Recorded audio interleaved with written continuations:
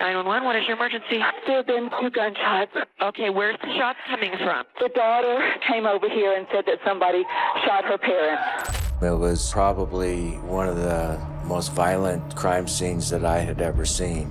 There were 3 people in the Johnson house that morning when Alan and Diane were murdered.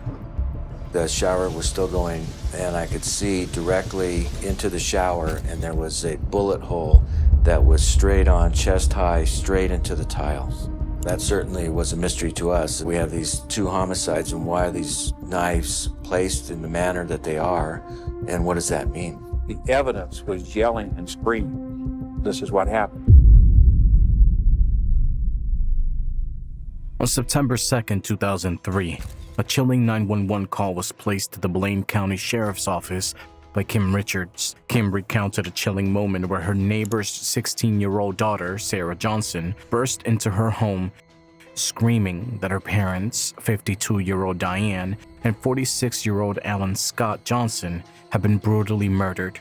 Law enforcement and emergency personnel rushed to the location without delay.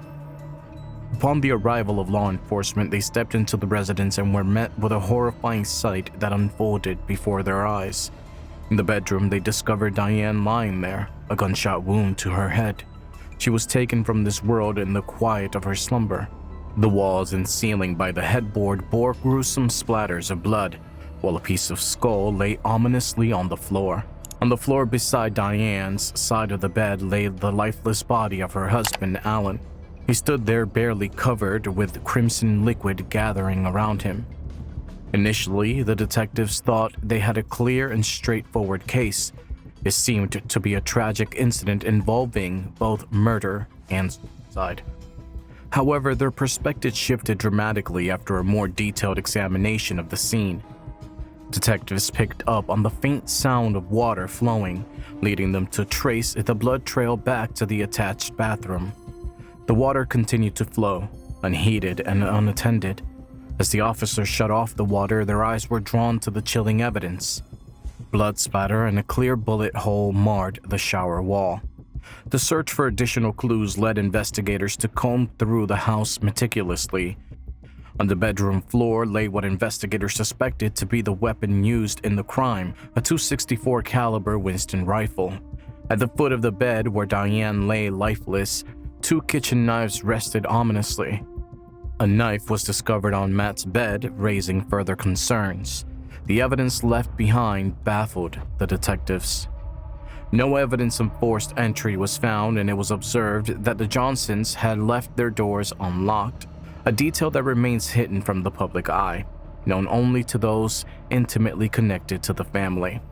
The house remained eerily untouched, defying expectations of a chaotic break-in that had spiraled out of control.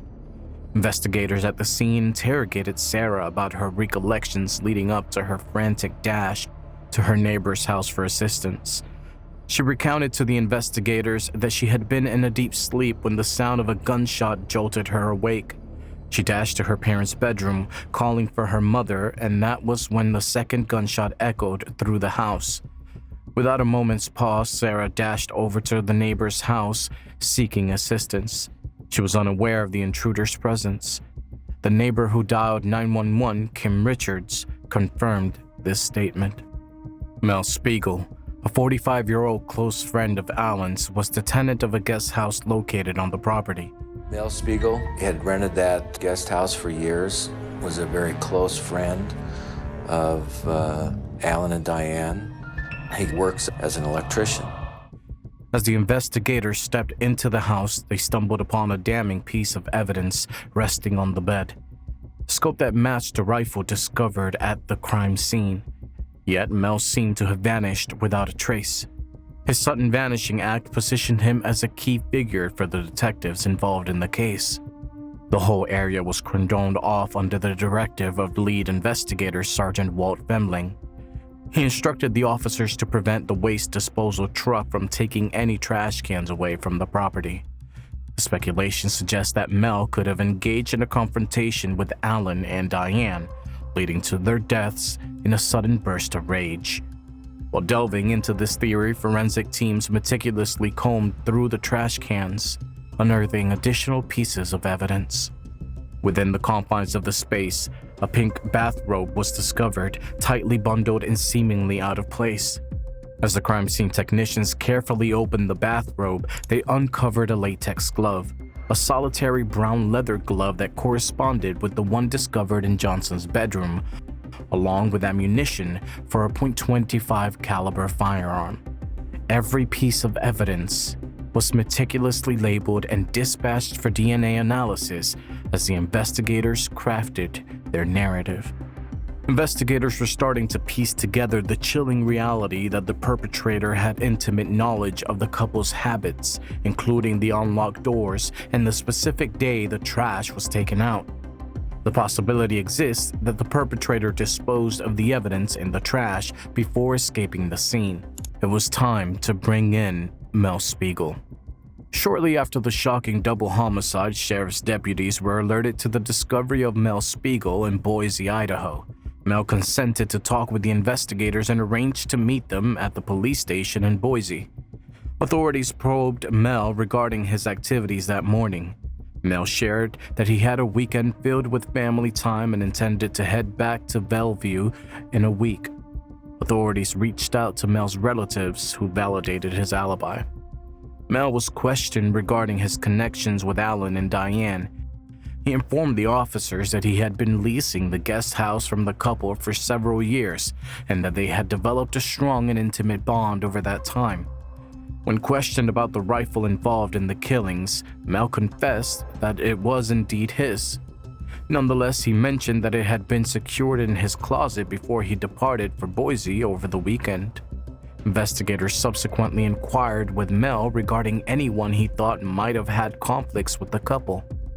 Mel disclosed that Alan and Diane were beginning to feel anxious about their daughter, Sarah.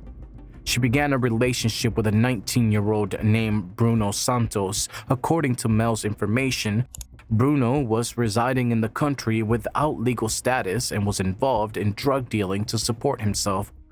Investigators found themselves in a challenging position, yet Mel insisted they reach out to additional family members. Detectives embarked on this journey, meticulously assembling the narrative surrounding the Johnson family. Alan and Diane crossed paths in the early 1980s. Diane was previously involved with someone else before crossing paths with Alan, and she had a young son named Matt who was just a toddler at the time. In 1983, the couple tied the knot and Alan embraced Matt as his child. In the serene city of Bellevue, Idaho, a lovely home became the backdrop for a new chapter in 1987, as the Johnson family celebrated the arrival of their daughter, Sarah Marie Johnson, on January 25th of that year. Alan co-owned a landscaping business in Bellevue while Diane served as a tax collector. They had created a picturesque life for their two children, embodying the essence of a devoted family. Alan was an avid hunter. He's just a wonderful guy. Diane, her passion was cooking. She was always doing something wonderful in the kitchen. The couple had a notable presence in their community, with Alan being a passionate trap shooter, a hobby shared by many locals. In 2003, to those looking in, their family appeared perfectly balanced. At just 22 years old, Matt was pursuing his studies at the University of Idaho, located in Moscow, Idaho. Sarah was excelling in her studies and actively participated in her school's volleyball team. She was also the center of Alan's world. However, detectives were on the verge of revealing the underlying family conflicts that had begun to surface in the months leading up to this moment. After ruling out Mel as a potential suspect, the investigators heeded his suggestion and went back to Bellevue to interview family members. As anticipated, the Johnsons were widely recognized as a joyful and affectionate family. Authorities conducted interviews with their son, Matt, who had come back from university along with Diane's sister and brother-in-law, Linda and Jim Bevald. All three remarked that the family seemed to be joyful and typical. That is, until Sarah crossed paths with Bruno Santos. Matt, Linda, and Jim all concurred that Sarah's relationship with Bruno had escalated into a significant source of conflict within the family. In the months preceding the tragic event, the atmosphere within the home had become increasingly fraught. As a typical teenager, Sarah instinctively pushed back against the constraints set by her parents. Despite her parents' strict warnings against seeing Bruno, Sarah chose to rebel and pursue her path. However, Jim disclosed details to the investigators that might have provided Bruno with a motive to kill Diane and Alan. In the days leading up to the tragic events, Alan and Diane uncovered the unsettling truth that Sarah had not been truthful about her whereabouts, claiming she was at a female friend's house for the night. Sarah had chosen to spend the night with Bruno instead. Alan reached out to Jim to share the shocking events that unfolded. Alan decided it was time to bring Jim along to face Bruno. Jim recounted to investigators that Alan was seething with anger and had threatened to inform the police about Bruno's assault on Sarah, given her age. With a chilling sense of inevitability, the two men departed, taking Sarah with them. A charge of this magnitude could lead Bruno facing deportation. Following Jim's revelations, investigators concluded that this provided a sufficient motive for Bruno to take out the Johnsons. It was time to confront Bruno Santos. The local law enforcement had a history with Bruno Santos. He had left high school early and had a history of minor offenses related to drugs. During the interrogation, he displayed a defiant attitude towards the detectives. Throughout the interrogation, he displayed a sense of arrogance and proved to be difficult for the investigators to manage. He subsequently informed the investigators that he had asked Sarah to marry him, and she had agreed. Authorities were convinced that his words were meant to demonstrate his affection for Sarah and that he would never risk their bond. When questioned by investigators regarding his location on the morning of the murders, Bruno claimed he had been sleeping on the couch at his home. He instructed the officers to reach out to his mother, who verified that she had been at home with him. For those delving into the case, this remained an insufficient alibi. When investigators questioned Bruno about Alan and Diane, his disdain for the Johnsons was unmistakable. He held a negative opinion of the couple.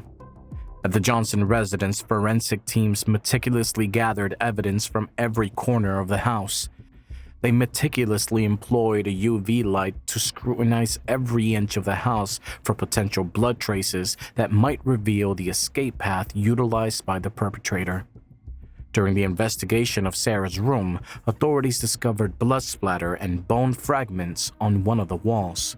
This revelation deepened the enigma surrounding the shooting. The evidence was collected and dispatched to the laboratory for analysis. This revelation left detectives pondering whether Sarah was truthful about her observations from that fateful morning. Investigators uncovered a trove of additional evidence during their search of the room. A solitary brown leather glove, identical to the one discovered wrapped in the refuse. A crucial discovery was made in Sarah's room, where a key to the guest house and unspent .264 caliber shells were uncovered. On one of the unspent shells, there was a tissue matter, likely transferred from the glove as the perpetrator attempted to conceal evidence. This was also forwarded to forensics for examination. Authorities are increasingly convinced that Bruno could be responsible for the deaths of Sarah's parents, seeking her assistance to eliminate the incriminating evidence.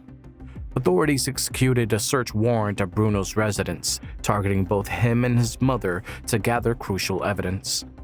Every piece of clothing he donned that day, along with his footwear, was collected for analysis.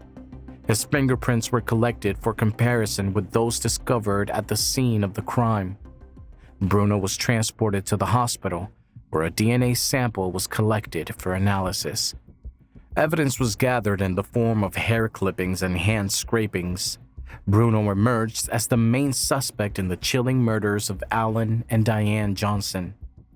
Yet the detectives were on the verge of uncovering details that would steer the inquiry into an entirely unforeseen path. After an exhaustive examination of the garments and footwear seized from Bruno, forensic specialists found no evidence of blood linked to Alan or Diane. At the crime scene itself, there were no signs of DNA, hair, or fingerprints discovered in proximity to the bodies of Alan or Diane. There was also a complete absence of any physical evidence linking Bruno to the couple's room. The analysis of the gloves and bathrobe yielded negative results as well. The detectives found themselves at a complete loss. There was a strong belief that Bruno had the greatest motive to eliminate both Alan and Diane. Nonetheless, the utter absence of any physical evidence that could have linked Bruno to the scene indicated that he was likely being honest. Bruno was ultimately ruled out as a suspect in the investigation. As they examined the case in detail, their thoughts began to turn towards a different suspect. Authorities ramped up their inquiries with Sarah's relatives and acquaintances, delving deeper into her domestic and personal circumstances. It was revealed that Sarah had been giving antidepressants and her relationship with her parents was troubled, to say the least. Relatives remarked that they dismissed her actions as typical for a young adult. Sarah was thought to be at that pivotal age when many kids began to challenge their parents and assert their independence. However, Linda, Sarah's aunt, began to feel uneasy about her niece's actions. She informed the investigators that Sarah was deviating from the typical stages of grief. She did not seem to be going through any sort of grief at all. She was not concerned about losing her mom and dad. She wanted to see her friends. She wanted to get her nails done. I mean, it was just really bizarre. Linda observed that Sarah seemed more focused on going back to school and reconnecting with her friends, rather than confronting the grief of losing both her parents. Authorities subsequently reached out to several of Sarah's acquaintances, inquiring about her demeanor following the tragic loss of her parents. Everyone concurred that Sarah displayed a chilling apathy towards the killings. They informed investigators that she appeared to be more focused on having her nails done. What caught their attention was Sarah's heightened concern for Bruno following his arrest. It struck them as peculiar that Sarah felt concern instead of rage towards the person accused of murdering her parents. Detectives found themselves grappling with a chilling reality that was almost too dreadful to confront. Yet they had no alternative but to consider Sarah as a potential suspect. The Johnson residence remained a bustling crime scene, with investigators now focusing their attention on Sarah's room as a secondary point of interest. Detectives on site were now pondering the mystery of how the blood spatter had extended to such a distance. A firearms specialist was summoned to the residence to examine the spatter pattern in detail. Upon examining the trajectory from Alan and Diane's room to Sarah's, the firearms specialist determined that both bedroom doors were ajar during the incident. Authorities had summoned plumbers to the location following reports of a blockage in one of the bathroom toilets. A shower cap seemed to be the culprit behind the blockage. Authorities opted to question Linda, Matt, and Mel Spiegel about certain pieces of evidence they had uncovered. Both Matt and Linda pointed out that the pink bathrobe was Sarah's. Mel revealed that Sarah possessed a key to the guest house and frequently assisted him in tidying up the location. He informed the investigators that Sarah knew about the firearm stored in the closet. Investigators were now tasked with connecting Sarah to the entire body of evidence. However, this would become a chilling point, as those who witnessed the events on the morning of the killings reported that Sarah appeared without any signs of blood when she rushed to a neighbor's home seeking assistance. Forensics experts corroborated this by employing luminol to examine Sarah's clothing for any traces of blood spatter, but they found absolutely nothing. Authorities obtained a warrant to seize and analyze the garments Sarah wore earlier that day. In the meantime, the detectives were eager to interview Sarah once more, hoping to uncover any inconsistencies in her narrative since their previous conversation. Authorities summoned Sarah for another round of questioning. She was living with her aunt and uncle. Minor discrepancies emerged in Sarah's account. Ultimately, the detectives discovered that her account has shifted no fewer than 5 distinct times. In certain accounts, she claimed to have been asleep and awakened by the sound of a gunshot, while in others, she stated that she was already awake when she heard the initial shot. On another occasion, she informed investigators that she remained in her room when the gunshot rang out, but once more altered her narrative, claiming she was outside her parents' bedroom at the time of the second shot. Sarah struggled to recall whether her parents' room door was ajar or shut during the moment of the shooting. Detectives maintained a composed demeanor while interrogating Sarah, ensuring she wouldn't sense their doubts. They were already informed that both bedroom doors stood ajar, which provided the sole explanation for the blood spatter on Sarah's bedroom wall. Sarah was compelled to provide a DNA sample, hair samples, and hand scrapings as part of the inquiry aimed at exonerating her. All of these were dispatched to the lab for analysis. The pajama top and bottom worn by Sarah on the morning of the murders were submitted to the lab for analysis by forensic expert Rod Englert. Under a high-powered microscope, Englert discovered no evidence of blood on the front of the robe. Yet, on the reverse side of the clothing, he discovered intricate patterns of rapid blood splatter. Blue cotton fibers and green specks of paint were discovered on the inside of the robe, matching the shirt Sarah had worn that morning. However, the pivotal moment that would reveal everything was still ahead. Lab results confirmed that Sarah's DNA was present on the inner lining of the latex glove, along with the gun residue found on both pairs of the brown leather glove. The blood discovered on the gloves and robe was traced back to both Alan and Diane. The evidence gathered was sufficient for authorities to apprehend and accuse Sarah of the brutal double murder of Alan and Diane Johnson. On October 29, 2003, Sarah Johnson was taken into custody for the shocking murders of her parents, Alan and Diane Johnson. Sarah, I have a warrant for your arrest for the murder of your parents, Diane and Alan Johnson. You're charged with 2 counts of murder, and you're under arrest. Okay? Stand up. She remained in custody at the Blaine County Jail with no option for bail as she awaited her trial. The chilling tale of a young girl who took the lives of her parents captured the nation's attention and sparked a media frenzy. Authorities and legal teams needed to construct a convincing narrative that demonstrated Sarah's potential and drive to carry out such a dreadful act.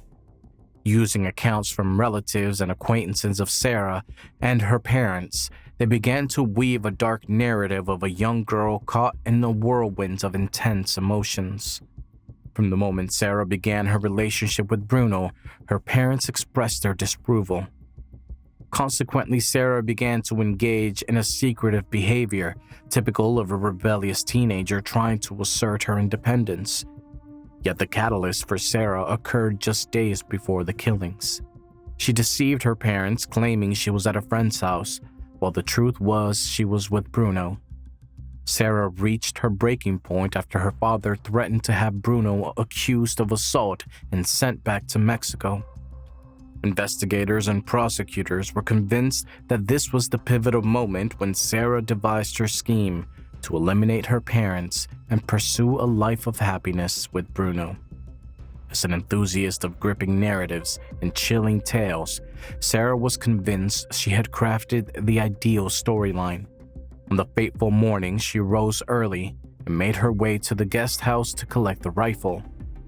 She carefully donned latex gloves followed by leather gloves and secured a shower cap to protect her hair from any potential blood spatter. To further shield her clothing, she wore her bathrobe backwards, ensuring no blood would come into contact with her attire. Sarah quietly made her way to her parents' room as the sound of her father stepping into the shower echoed through the house. In a chilling act, she took Diane's life with a gunshot to her head as she lay unsuspecting in her slumber. Sarah then heard her father Alan call out, and as the bathroom door swung open, she shot him in the chest.